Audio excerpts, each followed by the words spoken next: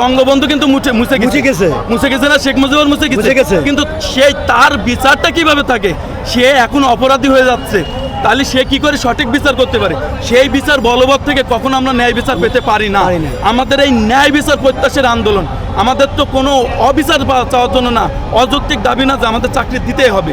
আমাদের দাবি ন্যায় বিচার প্রতিষ্ঠা করতে হবে। তাতে যদি আমার আবার ফাঁসি হয়ে যায়, আলহামদুলিল্লাহ, হাসি মুখে নেব যে আমি অন্যায় করেছি, আমি ফাঁসি নিচ্ছি। কিন্তু এমন না। দাবি দেওয়া সম্পর্কে আর বলেন যে আমাদের দাবি ছিল আমাদের নির্বাহী আদেশে আমাদের চাকরি ফেরত দিতে হবে, 2 ধারা বাতিল করতে হবে। ইভেন যারা সাজা শেষ হয়ে গেছে, যারা ধারাটা এমন, সেটা হলো যাচ্ছে পূর্বে যে বিচার, স্বৈরাচার যে আমাদের উপর যে অন্যায় অত্যাচার করে গেছে, যে বিচারটা বলবৎ রেখে এখন আমাদের যারা ওই যে হাসিনা বলাই, তাপস, হাসিনা জড়িত, জাহাঙ্গীর কবির নানক জড়িত, সাহারা খাতুন জড়িত, এদের ইনক্লুড করতে পারবেন। কিন্তু যারা নির্দোষ নির্বিচারে জেল খাটছে,